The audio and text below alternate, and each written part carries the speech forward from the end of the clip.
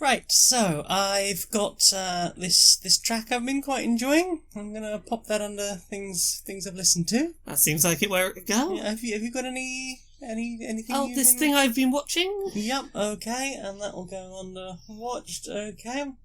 Any more heary things? Yep. There's another. Okay, I've got another one here. Yeah, that will go in there. Oh, very nice and tidy. Now. The skits have been getting a bit out of hand. We should probably wrangle them together just into one box. Okay, we're just gonna have a box for the skits. Just a box for the skits. We'll keep it, because I tend to keep them just on bits of notepaper. Yeah. So I figure if we have a box for all the skits, they'll be nice and tidy. Okay, yeah, that makes sense. And then I'm going to stick that on this shelf. Okay. Okay.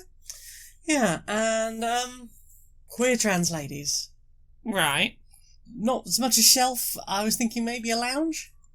Well, I mean, that is their natural habitat. Yeah, just lounging. Yeah. And enjoying comfy sofas. I mean, that sounds appropriate. So we file the queer trans ladies with the comfy sofas. Okay, yeah, we'll put them in the same spot. Well, I think that's everything. We are the perfect queer and pleasant arrangers. Gotcha!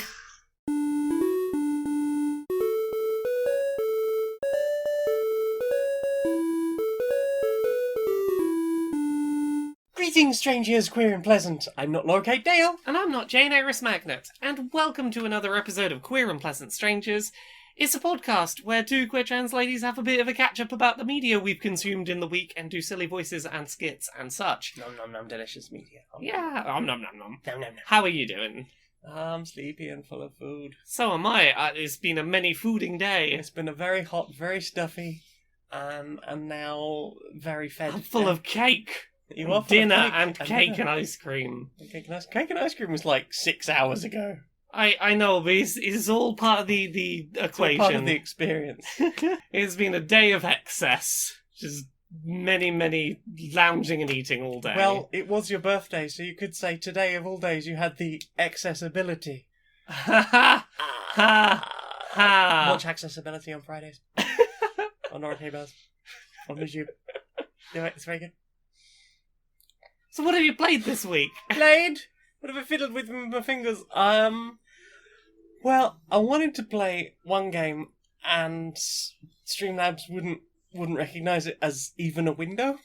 Right. So then I was going to play Machinarium and Streamlabs wouldn't recognise that as a game or a window.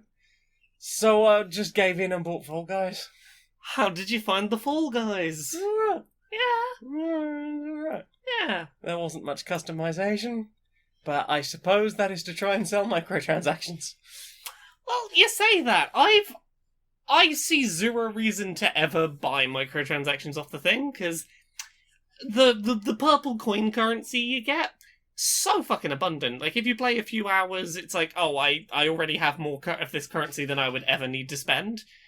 And clearly you're playing this game much better than I. The fancy outfits, you literally cannot buy microtransaction currency to purchase them. You can only earn them in-game. Ooh. So, I've yet to... I have so much currency in this game, I don't know what to do with it. I've yet to see an outfit I particularly want to buy. Yeah, they rotate them through in that way that they do. It's like, oh, it's scarcity, they're gonna go away. We're gonna bring them back. They'll be back. Yeah. And in greater numbers. Exactly. There'll be more fries in that chip box. Oh, that chip box is quite cute. There's an outfit at the moment where you can be like a little cat in a robot mech spacesuit. Adorable. Yeah, it's quite cute. But yeah, Fall Guys is that game where you all stumble all over each other trying to get to the end of a thing. It's a knockout, total wipeout, whatever the fuck you Yeah, want to call Takeshi's it. Castle. Takeshi's Castle. It's one of those TV games where everything is covered in plastic and you have to run and jump over things. And... It's all very chaotic. Climb everything, don't get knocked off the thing. Get to the end. It's alright. It's a nice, harmless time. It filled several hours of streaming time. Yeah. Without any ever really noticing, and I managed to keep up with chat. Yeah. Which is unusual for a video game. It's a good game for that, in that, like, you don't need to be following much plot, or paying attention to, like, puzzles, or solving too much. Mm-hmm. And every couple of minutes there's a break to be like, there's a pause between games, I can have a look at the chat. I think my biggest problem was that I couldn't have a name. Yes, because you were playing on PC. I was playing on PC. Yes, so they had names on PC originally, and then people were writing lines of executable code into the username field, and causing problems to occur. That's fairly easy to pass. Yes, but they haven't. They yet. haven't. They haven't. They just haven't. They were a team of like 2 people making this game who never expected it to get this big and didn't anticipate basic problems like what if someone tries to put code in the username field. That's a problem. I mean, maybe we'll come on to some of that Tom Scott stuff later in the watch section. But yeah, it's all right. You have a little bean. You put some colourings on it. Mine's red and yellow with sprinkles. You can see why it's become my like. I'm not in the mood for anything else. I'll just stream this kind of game. Yeah. It's very easy to go. Yeah, I could play this for a couple of hours and I'd have a nice time, and I can keep up with the chat. We can just have a lovely chin wag. Yeah. I'm good at waggling my chin. Yeah. Waggle, waggle, waggle. Waggle, waggle. So what about you? What have I played? We played some things together. We did. We played a bunch of Terraforming Mars. We played a long game of Terraforming Mars with all of the cards. We put all the expansions in, and we Not had the all expansions. We don't have an expansion. Not expansions. All of the the hard mode cards that we excluded previously. That's it. Yes. Mm-hmm. It definitely increased the length of the game quite considerably. Yes, and it takes a lot of the game off of the main board and puts it on like your sideboard stuff. Yes. I think in hindsight I needed to condense my cards up more and be like, okay, all the ones that I'm not having to do anything with turn to turn, just make a pile of those and only have spread out like the ones that do things. Because I was losing track of the ones that like every time this happens, put a thing on this and then that does that. I was like, I need to remember when to put an animal on this. Yeah. I need to remember the fact that some things don't cost as much anymore. Yes. The expanded roster of cards in that big deck adds a lot of things that are like, increase your ability to generate this, or lots of stuff that allow you to build up your own personal reserve while not necessarily thinking much about terraforming the planet. Other player or terraforming the planet. Being a corporation that happens to be on Mars until it's time to go, yeah, I reckon it's time to terraform the planet now. It sort of had a lot of... We were preparing from our own little bases. Things are going on. It's none of your business. We're just happening down here. It made the game feel like it had 3 distinct stages, which was the original, like the initial terraforming of the planet that happened because it's like, my card says I need 6% oxygen to do this cool combo. We want to do it. Okay, we'll get the terraforming up to at least this point. I want to increase my money, so I'm just going to heat the planet up as much as possible. Exactly. Then it became, now is the solo isolated corporation phase. We're going to build up our corporations, and then it went back to, quick, let's race to terraform this as much as we can before it finishes. Yeah, it was strange because like we did most of the heating in one go. Yeah. And the oxygen sort of happened by proxy. Yeah. And then we sort of sat there for another couple of hours just doing things on our own, and then went, yes, it is time to inhabit the planet and put water down and stuff. We reached a point where both of us were getting like so much money on a turn we didn't quite know what to do with it other than start terraforming. I always had things to do with it. There was a certain point I reached then where I was like, the only thing I really have to spend this much money on is terraforming. I might as well start doing that. Yep. And it helped, because you won. Yeah. It was a good game. It was good. Fairly close by any game of that length standards. Yeah. If you're gonna play with all of the little red dot cards in, you definitely need to block out, like, several hours, and you need to be like, we're gonna focus on this. It's not a game you can sort of be half-arsing. You have to really... Nope, the entire arse must go in there. You have to very much, like, this is the thing we're doing, and we're going to not lose track of it. Because this could easily last all day if you're getting sidetracked. Yeah. If you're not paying attention, or if you're really, like, getting stuck into the nitty-gritty, I can see how this game could really drag. Yeah. We played another thing together. We did. We played some more Azul Summer Pavilion. We did. We had played with the lovely click-clack tiles. Yeah, we've talked about this game before.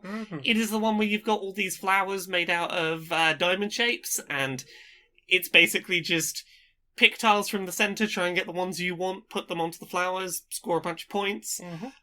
Really simple, really quick game. What strategy will you use to gain things, and which bonuses are you going to go for? Yeah, you've got to work out, like, you've got to have enough of a certain colour of diamond in order to put a thing down on space. So, like, the level 3 one, you've got to put 3 of that colour down. Yeah. So each of the flowers is represented by 6 diamonds. Yeah, sort of 1 to 6. 1 to 6. Yeah, so if you want to complete, like, a full flower and get its big bonus, you have to pay increasingly more to put them down.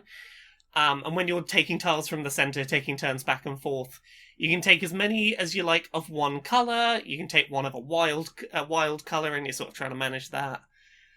It is a simple game, but it continues to be really fun. It's got a core mechanic, and it knows exactly what it wants to be. And you can play it really quickly. Yeah, like within probably half an hour, you could play, maybe 40 minutes, you could play a game. Yeah. And it's just pick which colours you want to take, try and put them down on the flowers, keep going, 6 turns, done. Try not to waste anything. Yeah. Hang on to what you need. Pay attention to what the special is this. Yeah. What the wild card is this turn, and because that changes from turn to turn. Debate whether you're going to go for full flowers or like a decent percentage of all of them rather than one completed one. What good bonuses are you going to go for? Yeah. We played a couple of games of it, and we played them very differently to each other, and had a good time. Yeah. The tiles in that game are so satisfying. It's such a nice game to just handle. It is a very tactile, sensory satisfactory game. Like, even before we'd started playing, like, I just poured all of the tiles into the bag, and you were like, can I rummage through the bag, please? Can I put my hand in over the click-clacks? I want to do a shiny with the click-clacks. It's a good set of tiles. It's a good set of tiles. They kind of remind me of, like, decent Mahjong tiles. Yeah. Just like, that feels good, and it They've makes got a that good weight to them. Noise. Mm-hmm. They feel well made. Yes. Yeah, and, like, that is one of now, I think, 3 Azul games. Yeah. So there's the original Azul, which is laying out square tiles to make a particular pattern. There's Azul Summer Pavilion, and there's another one that's come out recently. Oh. All spins on basically the same mechanic of laying tiles. Interesting. But how you do it ever so slightly different. Yeah. It's a good game if you just want to get a couple of quick games in. It works well over Skype as well, as we learned a while back. It's fairly easy to play because you just get them to go, I want that one, I want to put it there. Yeah. We played another game today. Played a boarded game. A boarded game? Yeah, we jumped back into Power Rangers Heroes of the Grid. Yeah, so we've played this before. We have? It is a wave management game. Is the best way to put it, maybe? I guess so. Yeah, you're getting a brawler. You're getting overrun with lots of creatures. You've got decks of cards. You're trying to resource manage to keep topping your deck up. Beat up all the monsters. There's boss monsters that come out. Mm-hmm. And we played it because you got me an expansion. Yeah, for your birthday. For my birthday. It's your birthday to you. Oh, heck, happy birthday to you. Happy birthday to you. Happy birthday on the podcast. Happy birthday to you. I love you. You're the best. I love you too. Boopity snoot. You put my snoot. It's a birthday, Boopy Snoot. No, you got an expansion for the game for me. Tommy Oliver Legendary Ranger pack. Yeah, it's 4 different versions of Tommy, the White Ranger, who was also the Green Ranger, who's also the Red Ranger once, who was also the Black Ranger once. Also a robot evil version of him as a villain. It's many Tommy. Hot Tommy on Tommy action. It's were you a Mighty Morphin kid that really liked Tommy Oliver? Here's just a bunch of incarnations of him. Yeah. Play as them. It was great because you got down all the Megazords off the shelf. Yeah. And we got to sort of use them in the game. Indeed. To tell you all about the different versions of Tommy that exist. This is one of my favourite things about playing Heroes of the Grid, because you get really enthused about Power Rangers, and then, like, you show me all the different things and tell me, like, cool facts about the various Power Rangers, and it's just really nice to watch you enthuse so much about it. I like Power Rangers. I'm glad you like Power Rangers. It's delightful. I look forward to whatever I get you next. The expansion was fun. I don't think it was balanced for using all Tommies. All Tommies all the time. There are definitely characters in the base game that have better, like, support skills. This was a lot of, like, attack. There was very little generating of resources. You say that, but there was one round where we generated like 9 energy and didn't get to use any of it. We did have one good combo. It feels like maybe we should have mixed and matched some Tommies with some other stuff. But yeah. I like that the white and green rangers have different variants on what their special moves can be. Yeah, it could have been two entirely different white or green rangers. Yeah. A lot of choice there. The new Megazords are pretty cool. I like that Yeah. one that keeps rotating what Megazord power it has. Yeah. It's pretty cool. Yeah, that could only work in the extension, because you just like, any of the unused Zords, just chuck them in and We'll use see what those. do. I had good fun going back and playing this. this. It was a lot of good fun. And yeah, we fought all of the bony boys. All of the bony we boys. had Robo Tommy Oliver, and then Bones was the final boss. And Rito Repulso. Oh, yeah. Yeah, with the big arm, the gun arm. With the big gun arm. Yes. It's we were talking about this earlier. I really like that for this, like, it's a player versus the game game. It's and co-op. yeah, it's a co-op game. And it's one of the few ones that we don't win on a reliable basis. And I like that we have one where it's like, we're going to have to really... Next time! We're going to have to really earn it to win this. Yes. You don't stumble into a win of this. Not really. And I think maybe it's to do with how infrequently we play it. Yeah. Like, also, maybe if we got it out more, we would sort of get used to, like, how synergies work, what we should be aiming for. Well, I think, like, particularly we've now played these new characters, so I think if we did it again, at some point we could look through and go, oh, I know what this does, I can read through the text. Might have a better idea how things work together. Yeah, I think for deciding which rangers to pick in future, because we always play two hands, because playing two-player in this game is just horrifying. There just isn't enough time. There's not enough, you can't be in enough places at once. Yeah, you need, like, 4 or 5 rangers out. Yeah. Whether that's, like, 2 or 3 people or 5 people doesn't really matter so much. Yeah. It's just having that many actions, that many people that can go, oh, I can assist on this, I can help you out with that. Like, there needs to be more scaling for the two-player variant. Yes. Because unless you're playing two hands, it doesn't really work. It's double up and play a 4-player game with 2 people. Yeah, gotta be done. And even then, it's a tough one. It's a tough one. Like, actually, saying that, the few times we've played with a full complement of 5 people, we have won. Yeah. So maybe that is it. You need the true power of all 5 rangers to really summon the Megazord. But yeah, we've continued to have fun with that, and we need to play more of it. We do. It's a really nice game. Like, the components feel really lovely quality. Those miniatures are so nicely sculpted, and they've got good weight to them as well. They've got good weight. They're like slightly oversized from a standard miniature. They're like, what, twice the size of the average? I reckon so, yeah. Of like a Citadel miniature or something like that. It's just like, they're nice. As you say, they've got a good weight, so it's not like cheapy plastic. Sometimes the swords are a little bit bendy, but they're never they never feel like they're going to snap or anything. No. And then you've got like the dice, which are just incredibly heavy. Now, admittedly, I bought you the extra dice pack so that you've got enough dice so that each ranger can have one of their colour. Including the fact that now we've got the Tommies. Yeah. I mean, we got to use officially the White Ranger and the Green Ranger dice. Yeah, we used all the dice. Yeah. Of all the things to get happy about. I mean, when you play enough board games, good dice colours and weights are exciting things. Good components, generally. It's a thing I've noticed in my reviews a lot recently. I'm talking more about, like, the feel of the components. I think partly because of 2 other games that we've played where I've just gone... This feels like trash. I paid 60 quid for this and it feels like garbage. Yeah.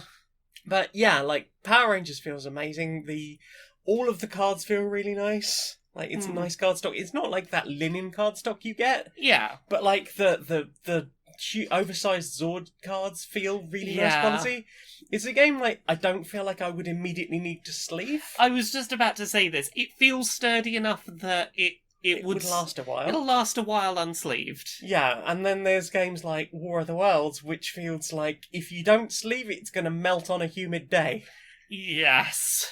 Yeah, not great. Yeah, that's the thing. Like, the whole like package of this game is really nice as well. Like, when you are packing it away, it's such a nicely organised box. Oh, it's so organised. It does good things for the bit of my brain that likes things to be neat and orderly. It's all it went back in the thing, right? Feels good. The fact that like we managed to fit like all the additional cards and all the extra components in the original box. The only thing that hasn't gone in the original box is from either expansion that you've got, because you've got Villain Pack 1 and now Tommy's. It's the new figures, Just the new figurines. Figures. They just sit in their own boxes. Yeah. And sure, you could let them rattle around, but... But it's such a nice box. It's a lovely It's box. such a neat, organised box. I wouldn't want to rattle them around. If you ever got them painted, you wouldn't want them rattling exactly. around, so don't get rid of the vac form, just in case. Exactly.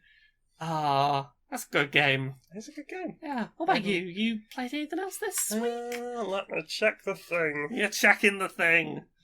I helped you learn a new thing.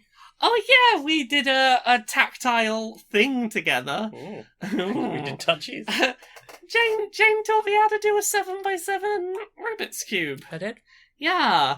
Now you know how to do all the odd-numbered Rubik's Cubes. Indeed. It going from a 5x5 to a 7x7, there's not much else I had to learn. It's like one new move. Yeah, I need to do the 7x7 again to just be like, I haven't properly seen it in my brain yet, so I need to check I still remember how to do the if you thing. want to practice, you can still do it on the 5x5.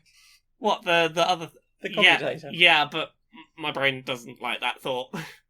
Do the thing on the size cube that I learned it on until it's in there properly. It is. I mean, the 7x7 is other than the two computators, it's a 5x5 with a lot more steps. Yeah, it's just more of the same thing. Yeah, you wouldn't think it would take that much longer. Like, it's only 2 more cubes on each face, on each edge. Oh, it takes me like four times as long. Yeah, I mean, because proportionally, you've got to work like outwards from that. Yeah. So it's not just like, oh, well, it's like one extra on either side, because it's all the extra. Well, that's it. It's like, okay, yeah, well, it's only, you've gone from 25x25 to 49x49, so you've almost doubled the number of cubes on each face across 6 faces. So I can't work out what the outside surfaces would be. Well, that's... But the like, volumetrically, it's like 325 for the 7x7. Yeah, so it's the difference between about 150 cubes around the outside to nearly 300. Yeah, so it's going to take a bit longer. Yeah, I was expecting twice as long, but obviously, like, not only do you have twice as many things to put in place, but there's a lot more, like, where's this thing, and trying to get things out of each other's way. Yeah, and there's a lot of going, where the fuck is that? Yeah, it is additional work. Mm-hmm. By comparison, I now, when I do the 5x5 and it takes like 12 minutes, I'm like, oh, I feel like I'm very fast now. I mean, that's pretty fast for a 5x5. Yeah, it's not far off what I do it in. By comparison to like 45 minutes to do the 7x7, I'm like, I'm a speed demon at the 5x5s. Yeah, you are. It take no time at all. Yeah. We'll get you on the 9x9 next week. Well, let me get my head around the 7x7, and then the 9x9 can make the 7x7 feel faster. Yes. But I learned a thing, and I didn't stress too much trying to learn a new thing. And you didn't pop it. I dropped it a couple of times. That doesn't count. That doesn't count. I have to not. The 7x7, we've reached the size where I can't drop it and not fuck it up. Yeah, it's a bit more fragile. Yeah, I gotta be... And the 9x9 will literally explode if you drop it. Yeah, I don't trust myself with that yet. We'll stick with 7x7. Maybe sit over a table for that one. Yeah. I think that's everything we've played, is it not? I finished playing Tell Me Why. Tell me why? That Don't Nod game. Yeah, I thought it was real good. They did a good job of making the conclusion of their mystery feel satisfying. I was very pleased that the solution to the mystery wasn't too much, and here's how magic was the solution, even with, like, psychic twin powers and whatnot. Mm-hmm. I mean, honestly, I think the thing the game gets really right, for a game where the magical power is basically manifesting memories in physical form, mm-hmm. They did a really good job of capturing the idea that memory is fallible, mm-hmm. and the whole idea of, like, look, once you're not in an event and you're remembering it, you can't prove what way something happened, you just kind of have to trust how you remember it happening and go with that. You can't go back and prove empirically if someone's memory is more correct than someone else's. And that was a really interesting thing to explore for what I initially thought was going to be a story about, yes, these memory visions are clearly 100% correct all of the time. Mm. It brought some nice it felt like it brought some nice grounding to this conceit of this mystery. Yeah. Definitely the best written thing Don't Nod has ever done in terms of, like, feeling like actual human people wrote it, as opposed to boardroom executive men trying to write teenagers. And I was very happy with how things turned out for trans man character. Yeah. They did a good job. They stuck the landing. They did not fuck up this character at the last moment. Well, that's everything I've played this week. Time for this. How would you like to try a creativity masterclass? Yeah, that sounds great. Unlock your full potential. How do I start? Learn all the things that you want to learn about creativity. I need this help. Are you a millennial who's really struggling to do anything right now? It's overwhelming living in a pandemic. Is everything crushing you and you feel bad and stuck and lost? I really feel like I should be doing something with all this time I suddenly have. And not even what little time you ever have. You just want to spend it maybe doing something creative. Yeah, please. Maybe not even selling that on Etsy or something. Just something for you. Oh, please. You want to unlock the creativity? Yes. Well, for just $150, we will sell you the opportunity to just let you hear the words, try things. Sorry? Try things. The things you want to do, try them. Give them a try. Yeah, I feel like there's going to be more to it. Nope. It's one of those things where you just keep telling the people thing, and until they're ready to hear it and ready to understand it, they won't understand it. But try the things. You want to be creative? What if I'm no good? How do I get good? What? Keep trying. I was really hoping for more practical tips. See, we can teach you music theory, we can teach you art design. Ultimately, what you have to do, though, is keep doing the things. Over and over and over and over and over. Eventually, creativity will spark. I'm gonna tab over to this other tab. $150. That's what it is. Just try they say they can tell me what to do. Keep trying the things. Keep trying the things. Prime Minister will now take your questions. Yes, you there.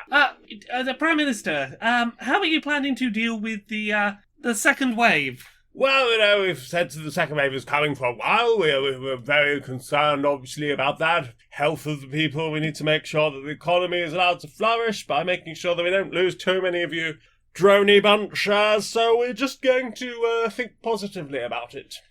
Think positively? Yeah, positively. There's a recession and poverty and the arts are in peril. I don't think you can just think that away. Wishful thinking. The food banks are really struggling. They need active help. Look, if you stop looking at the numbers and think about something nicer, everything's better. Except the numbers are here, and the numbers represent people who will still be hurt. But you're looking at numbers. Yes, if I stop looking at the numbers... I stop looking at the numbers and I feel very happy. If I stop looking at the numbers, the people still don't have food to eat. Yeah, well then maybe they should stop looking at their numbers and they'd feel much happier. Stop worrying about all the things. Look, everything's going to be okay. I closed my eyes and had a little think, and I thought about something much nicer. I thought about one of you peasant lot polishing my feet. I thought that was very pleasant. I'm feeling very much better about that. I'm not worrying about the numbers. Sorry, I was just picturing you not being the Prime Minister. I'm feeling much better now I'm picturing that. See, it's all about wishful thinking and suddenly... I'm not wishfully thinking. I'm going to protest and I don't want you in office. Oh, we've cancelled all the protests. That's illegal now. Oh, no. Yes. The state of the world. Oh, I've blown up another bleak alarm.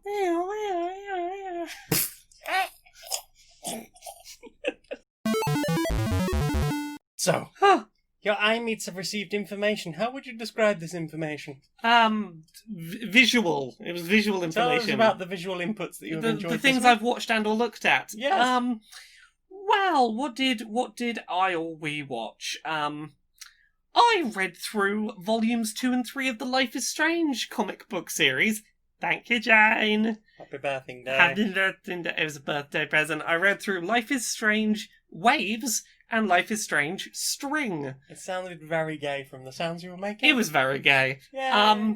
So, summary for anyone who's played Life is Strange but has not played any of the games, read any of the comics. Short version, it assumes that the ending... Spoilers for the end of the original Life is Strange here for one of the optional endings. The ending where you sacrifice Arcadia Bay to save Chloe. They assume that is the sort of canon ending. The canon ending for this comic series. And a year later...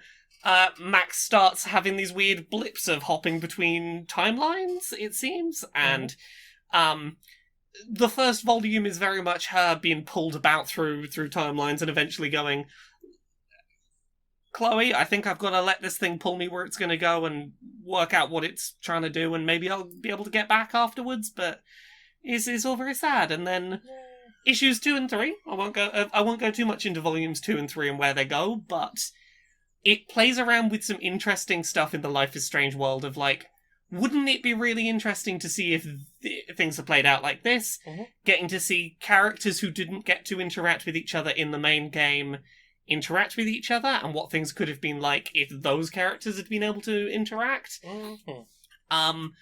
The mystery... It delves interestingly into a little more of, like, hey, maybe... We know there are other people in this world that have mysterious powers. Life is Strange 2 exists in the same universe and has someone with telekinetic powers. Mm-hmm. It kind of plays around a bit with that, so it doesn't just focus on Max and time travel reality hopping powers. Mm.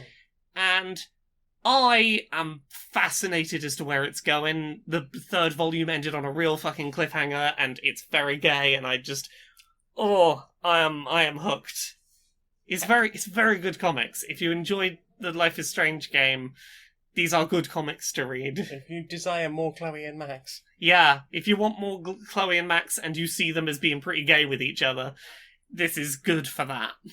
Mm-hmm. What about you? What you put in your eyes? I read a comic book too! Yeah, you did. Tell us about your comic book. I read Lumberjanes Volume 11, Indoor Recess. Mm. It's more wholesome Lumberjanes goodness. So basically, there is a big storm going on, which we are assured is not supernatural, which is unusual for Lumberjanes. And Jen, the sort of camp counselor, has said, like, hey, promise me you lot won't go outside, please. So they absolutely promise they won't go outside. So they don't go outside. Meanwhile, there's trying to find indoor activities, but there's not much space. So it's like, we're going to put on a board game thing and a knitting thing, and there's going to be music thing from people who want to do that, and there's going to be this activity, there's going to be yoga, and like tons of other things that they're going to do. And they're all trying to squeeze in this room, and it's a little bit close for some people. And basically, Ripley is being Ripley, and being like, I want to have an adventure, I'm so bored.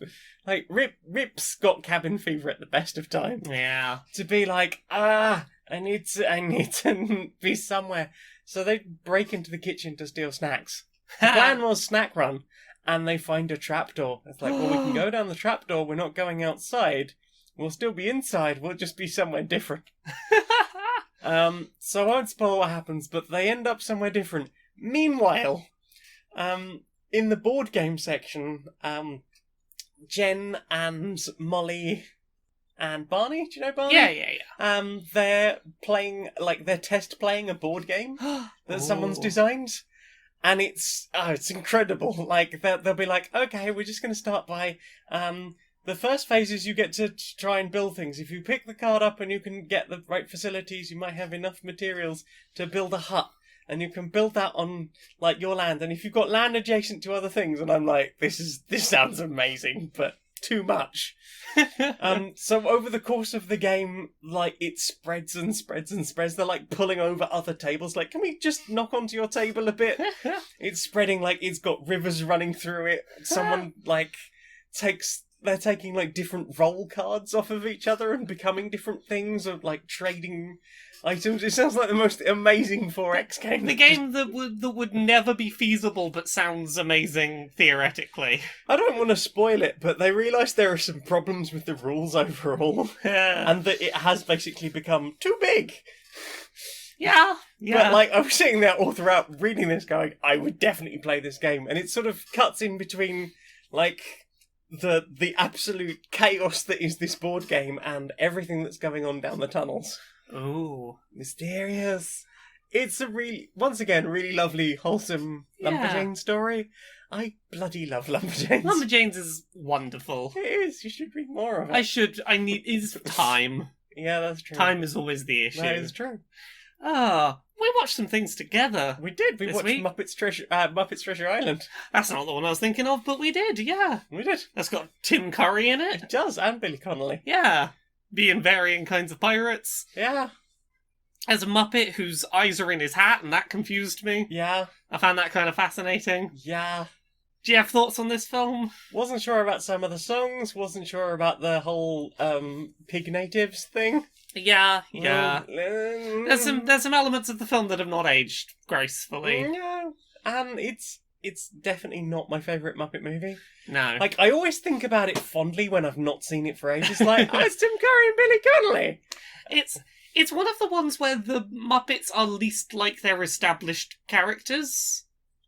I guess they don't do a lot with the inherent characteristics of the Muppets. Not really, I suppose. It's more about the human characters. Yeah, and that's really and Kermit and Uncle Sam, I guess. Yeah, and that's always weird to me when a Muppet story focuses on too much on the non-Muppet characters. Yeah. Like, you can kind of get away with it in A Muppet's Christmas Carol because it's a singular human character in a Muppet world. Exactly, and, like, there's still so much Muppetiness happening around him. Yeah, here's your lens into, like, this is a human perspective on a very Muppety world. Oh, there's also the nephew? Oh, yeah. But, like, that is so rarely an occurrence in that film. The balance in this film is a bit weighted towards humans in a way that feels a bit weird for a Muppet thing. And while the rats are on a cruise are kind of funny for a little bit, like, it feels like it really detracts from the story as a whole. It was a one-off joke that they kept trying to come back to. They thought it was funnier than it was. Yeah, I remember going to see this in the cinema and just probably very much appreciating it. Maybe I'm just too old for it now. I mean, it is a film designed for children. But I've appreciated Muppets movies before. I've appreciated Muppets movies. This feels like the most this is a kid's pirate film. I guess so. Yeah, other Muppet things I think generally skew more to the family end rather than the child end. Yeah, and this is one that I've bought several times on VHS or DVD over the years. And it's always been the one I'm like, I'm happy to give that up or send that to a charity shop or trade it in because... It feels like it has the least material in there designed for older audiences. Yeah, I think so. Yeah. Sort of going, I know that celebrity. Yeah. Also finding out that the kid who was playing Jim Hawkins played Nigel Farage in a film about Nigel Farage. Yeah. Ooh. I couldn't get that out of my head very early on in the film. Yeah. We watched 2 other films. We did. We watched Alien 3 and Alien Resurrection. We did. We watched Alien Cubed. Alien Cubed. Because the 3 is in hyperscript. Yeah. What do you reckon of Alien 3? It's alright. I enjoy large chunks of it. I like the setting, because obviously it takes it very back to that. There is no hope, no one is coming. You might call for help, but they're never going to be here in time. Yeah. So, like, people are getting picked off. There is that sort of nervous sense. It is spoilt slightly by the overbearing nature of the location, because it's a prison full of rapists and murderers. Yeah, so that very much distracts from the bad thing is coming. Yeah, like, Aliens was very much like, let's try and endear you to all of these characters so that you care when they're killed. Alien 3 is, let's put people in front of you that we know you're not going to mind them getting murdered, and then let you watch them get murdered. Pretty much, yeah. Yeah. It definitely, like, goes more back towards the end of, like, these things are scary, you don't need lots of them to be scary. Yeah. Like, the cast is incredible. Definitely didn't appreciate that when I first watched it, when it first came out. Like, there's some pretty big names from British TV and cinema in there. Yeah. But that CG alien. The CG alien is not great.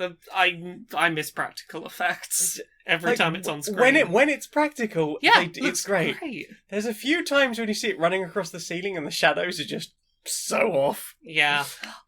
Or it's too shiny. I really like the conclusion and how this one sort of like it's end set piece. Especially since we watched the director's cut. Yes. Because the original cut, I mean, it's like, what, a 20-year-old, multiple 20s of years old movie by now? It forces in an awkward CGI chest burster at the last moment that so doesn't need to be there. Ripley leaps off to make the ultimate sacrifice because she knows she's about to have a queen alien burst out of her chest. In the original cut, it bursts out of her chest, she grabs hold of it and falls into the flames. In this, she just T-poses into the fire. Yeah, which I prefer. It's the whole crucifixion mythology that was brought up earlier in the film with the crosses and the whole religious thing going on there. Yeah. It's just, hey, I'm gonna sacrifice myself, they ain't getting a hold of this thing. Mm-hmm. Yeah. I really enjoyed Alien Resurrection. I really like Alien Resurrection. It's real fun. It's kind of trash, but in the best way. Here's the thing. I don't think I would enjoy it nearly so much if not for Ripley 8. If it wasn't for 8 and Cole and that whole thing. Yes. Their whole interactions are great. I love everything about this version of Ripley who does not give a shit. Not even one. Not even one shit. She is a very different person, and I would love to see just the adventures of Ripley and Cole go on. Doesn't even have to be about aliens. Just let them go on adventures, bounty hunting through space. Yeah, something like that. I would be very into that. Like, we find out more about the things that Cole downloaded into her memory before she wiped her modem, and like they go off to go and dispense justice throughout the universe. Yeah, that would be amazing. Their interactions save what is largely a kind of generic-y horror film. Yeah, it borrows a lot of stuff from what previous films in the series had done. And the comic books.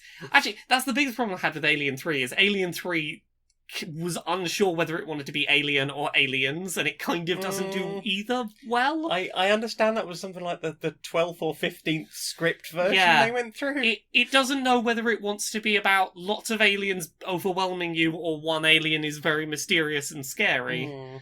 And it kind of flip-flops its pacing and tone. Yeah. And like I said, there's so much else to distract you from the core story. Yeah. It's like, yes, I hate them. I hated them an hour ago when you told me to hate them. Yeah. I very much enjoyed watching those 4 Alien films, and the only 4 Alien films that exist. Yep, definitely. Yep. I also particularly love the basketball scene. Oh, the basketball scene's great. Ron Perlman is a massive jerk in that movie. Yeah, but he plays it very well. He definitely does. He's a very believable arsehole. Have you watched anything else this week? Nope, that's everything I've looked at. What about you? We continued to watch Star Trek together. We've watched more TNG. We've nearly finished season 7. Yeah, we're really getting through it. Season 7 has pulled no punches with, like, it's quite dark plot lines. It's quite dark, and it's really fucking good. Yeah, like, there was that whole one where, going back a while to that whole episode about, like, some cadets in the academy pulling off a maneuver and lying about it and trying to cover up a death. And then that cadet coming back to have a chance to prove herself, and the way to be Enterprise stuff. Yeah, and the way that her plot resolved was like, I kept expecting to pull the rug out and be like, oh, it's fine, actually. No, sometimes bad things happen. And the fact that whole story was about, like, ensigns who are, like, maybe up for promotion. Yeah, because this was the one called Lower Decks, wasn't it? This was Lower Decks, and it as soon as I started watching it, I was like, God, can you imagine if the cartoon series Lower Decks was more like this and less like Final Space? I have an article idea I kind of want to write, which is about that comparison, about just like, look, I would love to see a series that is less hyper-speed, fast-paced comedy attempt thing, and was more just, look, this is the lives of people who aren't the people on the bridge, and they've got important stories too. Sometimes they die. Yeah. Like, for reals, and the episode doesn't end on a happy thing. Yeah. And, you know, because they are the expendable people on the crew. They are the people who get put in the... No, but they're the people who get put in the dangerous situations and might not come back. Yep. Season 7's been really good. It's been so good. Star Trek continues to be great. Watch TNG, it's good. Yeah, we had Data's mum. Oh yeah, Data's mum was a whole episode. That was a whole entire episode about that. It was an entire episode about that one. Yeah, it's been so good. Yeah, the one we were watching just before we came to record about Deanna Troy having the psychic visions of someone's someone's murder / suicide visions. Yep. Like, it's been a hell of a season. Yeah, I think I know which episode is coming up next, and I think it's the de-evolution episode, which is amazing. I'm excited for whatever that means. I think that's everything I've watched this week. Well then, time for this. Laura, we've got a new sponsor! Who's our new sponsor? Well, do you enjoy seeing films? I do. Would you like to see a film right now? I mean, I'm a bit tired, but sure.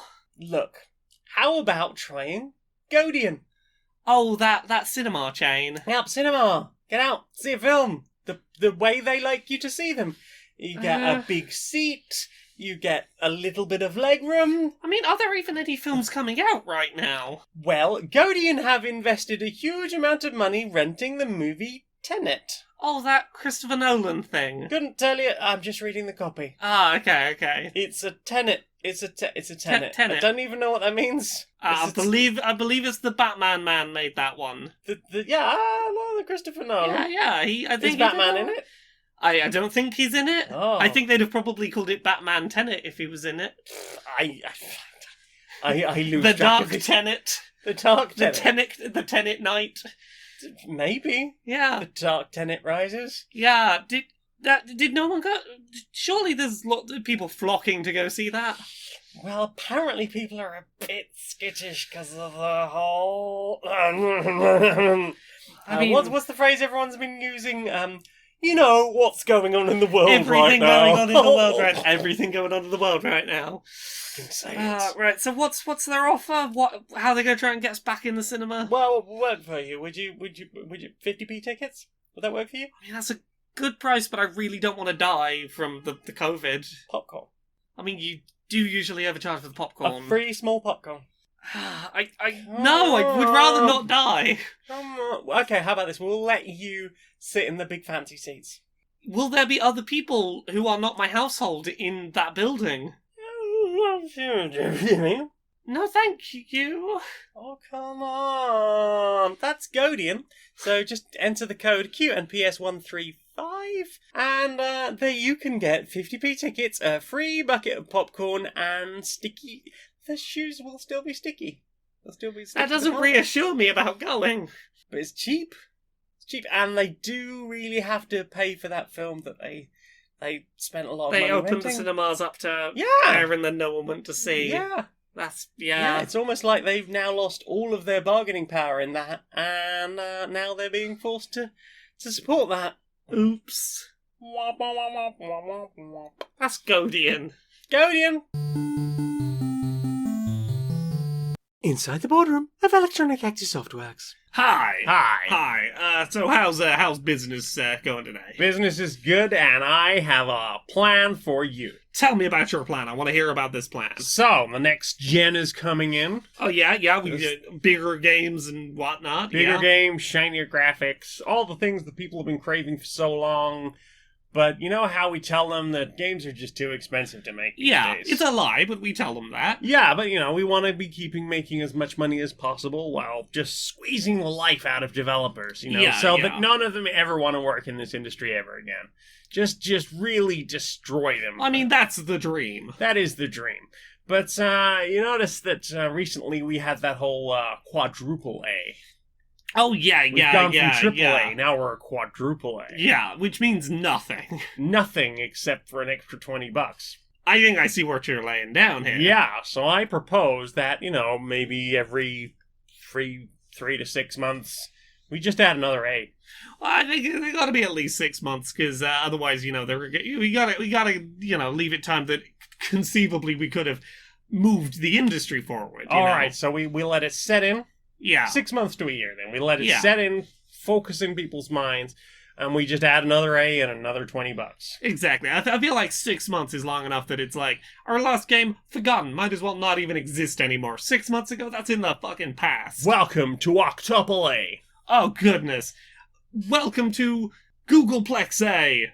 We just keep adding zeros. So many zeros. So many A's. That might be too many A's. I don't know if we can fit that in. No, I think we can get there. You reckon we can get there? We're just going to have to work through every time. I think we should have just, at that point, probably just milked all the money from the entire planet. Yeah, we'll reach a certain point, and it's like, what level of game is this? It's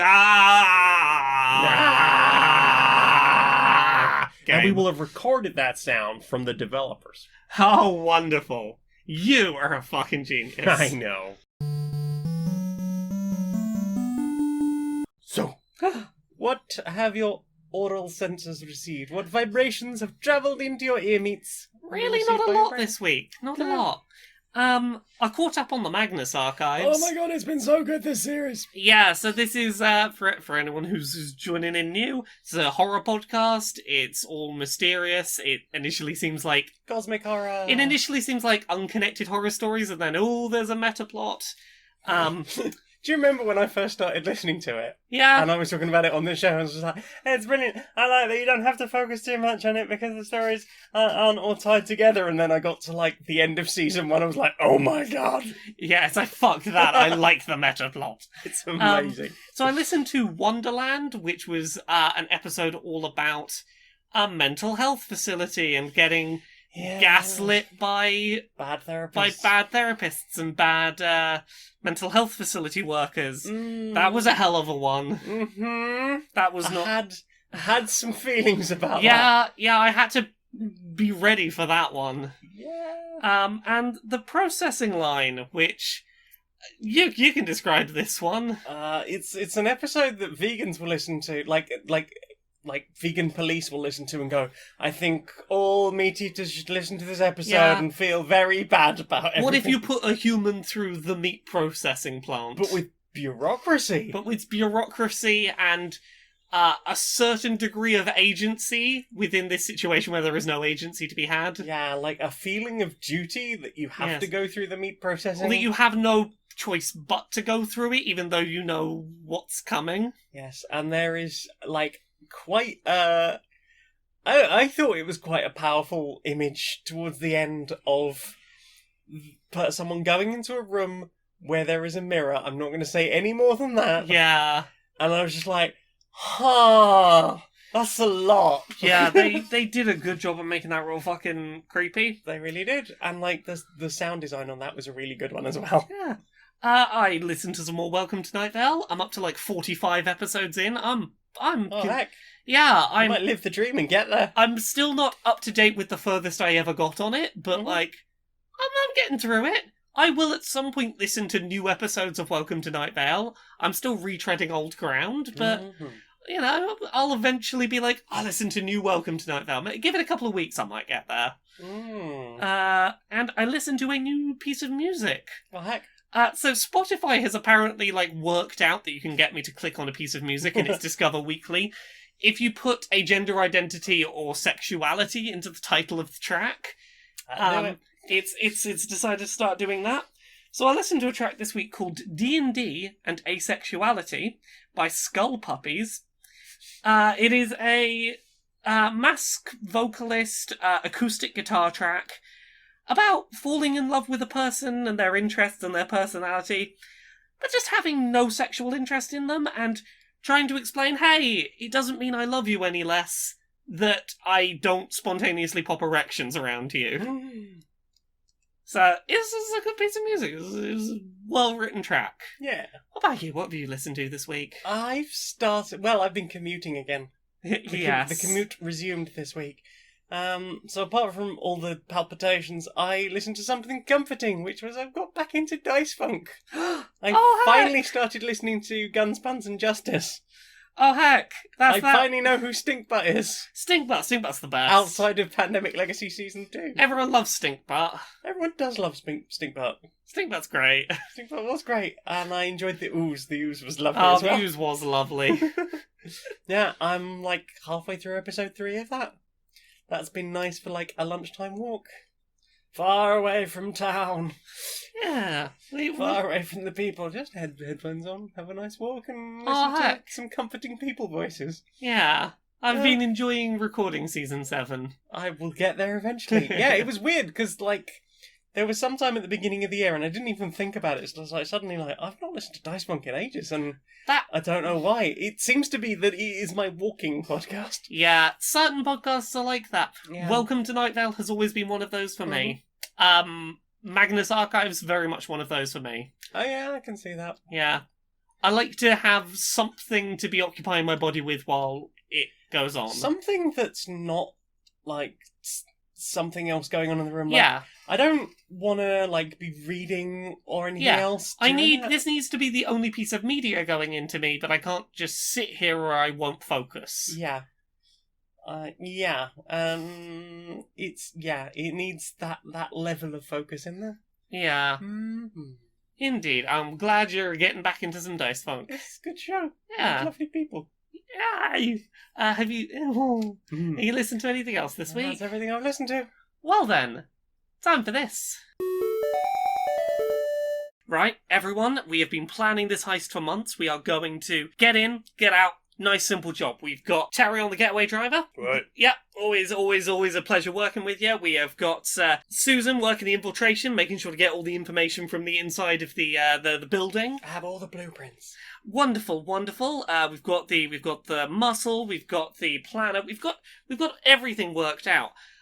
We have had to replace Jameson for this one. We needed to get a replacement hacker in.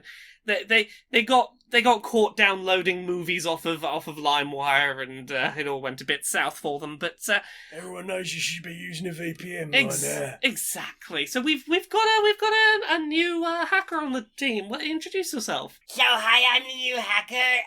I'm like a proper authentic 90s hacker. I've been learning to hack for ages. I also know phone freaking, because when I was 12 I downloaded the Atticus cookbook. Okay. Right. Well, we're gonna need you to get hacking the cameras and setting them on a looping framework so that we can get in without the security team seeing. Do you reckon you can get that done so we can get started? Absolutely. Just let me set up my projector. Okay, and yep. Okay, I have the keyboard.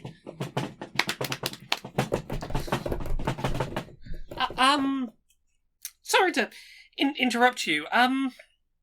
You look like you're just mashing the keyboard. I'm not just mashing the keyboard. The projector puts all the lines of code on my face because of the projection, and that's how you can tell that I'm in the mainframe. I mean, it looks like you're playing a video of the intro clip from The Matrix on your face. That's not what coding looks like. Yeah, it does. It's all visual. Yeah, now Have you not seen Hackers? I'm a hacker. You've got a video playing now of just the inside of a tube and a little person opening a door inside a tube? Yeah, that's how that works. It's a series of tubes. You're not even touching the keyboard now, and the little man's going for his adventure in a tube. Exactly. I spent a really long time cutting that together. I just moved your mouse for a second. That's a screensaver going on there. You haven't even opened up, like, a basic command interface. I can do that. Let me just check on my phone. Command prompt, Windows 10. Okay, so start CMD. There, I got it. Fucking hell. Go with plan B. Let's just take pictures in front of the security cameras and hope they don't notice. CD /dir/W/P.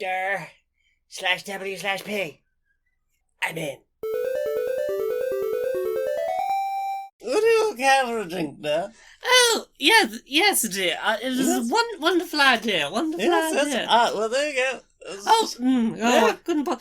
I can't take your glass. Can't do it. No, can't do it. No. I can get you a glass. No. I brought my own glass and I brought my own sherry. Right. Okay. We agreed to this 12 feet apart garden picnic, and I've had my mask. I'm going to take it off just to have my drink, but I'm not sharing glasses. I'm not sharing the sherry glasses. No. Well, that's fair. I have developed a little straw system out the side of my mask, so I never have to take the mask off. Oh, that's wonderful. It just dips into my glass there, and anytime it empties out, Jives just refills that for me, because the glass is over there on the table, not 12 feet away. Wonderful. Sherry glass is very small. You have to keep pouring into them as I suck. Oh, So wonderful. there's enough that it gets back to me. Exactly. Backwash is incredible. I got him in the eye there. as lovely as sharing usually is. Yes. Sharing, very commendable thing. It's Everyone should caring, be you'll say. Sharing is caring. Yes. Right now, sharing is not caring. Sharing is being hateful and bad, and don't do it. It's almost violence, I would say. Oh, exactly. Sharing is violence. Be selfish and use your own things. Yes, it's a time to be shellfish. It's a time for shellfish. It's a Who time made for the shellfish? I don't know, but would you care for a scallop? No, thank you. I'm still on the sherry. Very well. Well, I'm going to have some poached scallops in sherry. Well, I won't be sharing them with you. I will be facing the other way while I eat them because I've got to take my mask off. Oh, goodness. I'm glad you're at least not one of those people with the mask that opens up in the middle for eating. Oh, what is the point of that? It's almost like they don't understand at all. Exactly. Yes, well, it's been lovely to see you. I just need to turn over here and enjoy my scallops. Oh, wonderful, wonderful. Love you, darling. Oh, another tipple, Jeeves. Do you know what I want to see more of? What do you want to see more of? Racial justice warriors. Racial justice warriors? Yeah. All right, Larry. All right, Barry. How you doing? Yeah, not too bad, mate. Not too bad. I've been commuting again. Oh, how's that been treating you? It's very stressful. I find public transport to be just very A lot. It fills me with anxiety to just a horrifying degree. At the best of times. Yes, but particularly so in the current climate, as In the everyone seems current to be saying. climate. Well, you've been managing to cope all right, found ways to be all manage. Yeah, honestly, I think the thing that's helped me most has been that I've been taking time, like lunch times out, specifically to not just sit around staring at my phone or even reading, just, the weather's been dry, so it's been like, well, I'll just go for a walk, I'll take my headphones off, and I'll just listen to what my brain has to say. Yeah, just being, what's that word? Mindfulness. Mindfulness, just being present. And Yeah, being a bit introspective and going, hey, brain, let's check in, what's up? You alright? You got anything on my mind? Anything that's, bothering you that I can, we can work through? Yeah, because, it's easy at a time like this to end up with sort of like general anxiety and a sense of dread even. Exactly. And if someone says to you, do you want to talk about it? Sometimes you're just like, I honestly don't know what to say. Exactly. You've got to take the time to do the legwork by yourself to work out what it is that's bothering you before you can talk about what's bothering you. Absolutely. Exactly. And I think in a time like this, it is very easy to bury your head in distractions because, oh God, it's a lot and it feels like I can't do much about it. Yeah, it's like I just need to take some time, step back from that and just listen to my body and my brain. It is important to be self-aware about where you're at and to, let your head just waffle a bit and work out what's nagging it. Absolutely. Just ruminate and Ruminate, see what comes yeah. out. Yeah. Yeah. Yeah, it's good, and sometimes I just surprise myself, with sort of just an answer that pops out of nowhere, walking through the trees, just enjoying the nature, taking time to actually look up at the sky rather than, just looking at the ground at your feet, or even what's immediately on your level, just take time to raise your head up a bit, and that can really be all the difference, just like... Sometimes that's all it needs to bubble some stuff up to the surface. Yeah, and it could be something small that you've not really been thinking about, or it could be, something much larger that perhaps you've not addressed for a while, and that I think that's quite an important thing to just take some time, because it's been easy, and certainly in the last few years I've noticed this problem. I listen to a lot of podcasts. Yeah. I do a lot of reading online. I spend a lot of time on social media. Yeah. And it's just noise all the time, constantly. Yeah. And if I never switch off from that, I don't know what's going on in my brain. I'm not maybe addressing the things I need to look at to take care of myself properly. It's important to take some time to just be with your own thoughts sometimes. Yeah, and that can be scary, especially if, you do have some underlying problems, like big underlying problems. But I think that the more able you are to acknowledge those and accept those, the more able you are to seek help or to work through these things. And as a person who has long-term mental health problems, like, I know that these things can't necessarily be cured, but the knowledge of self is quite important in developing coping mechanisms, or just, is an important step on that road. Absolutely. Yeah. Well, it sounds like you have had a very healthy week. It hasn't felt like it, but I suppose so. Virtual hug, mate. Yes, please, mate.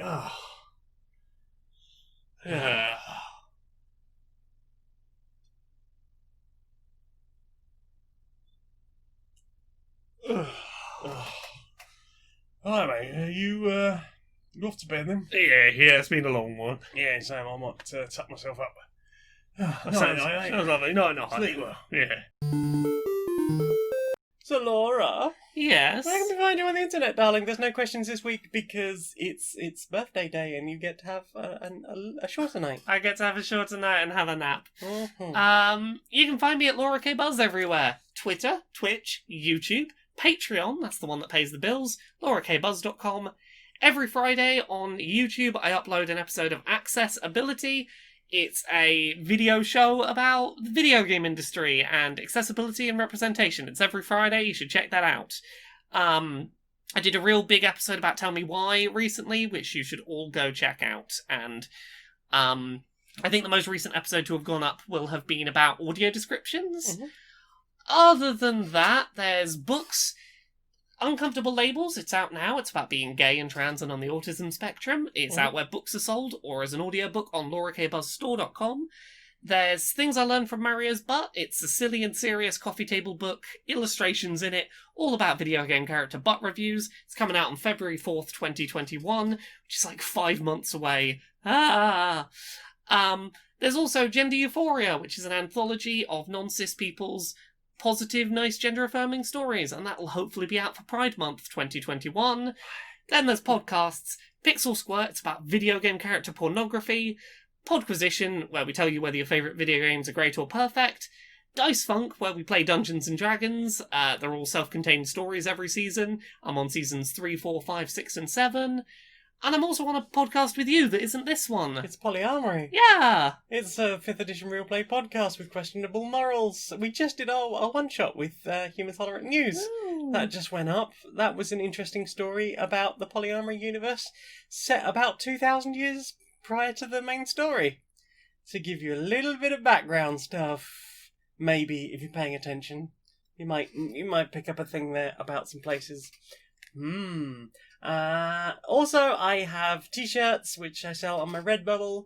I have a Patreon of my very own. That's patreon.com/stonedmonkeyradio. For as little as $1 a month, you can help me justify a 70-hour work week.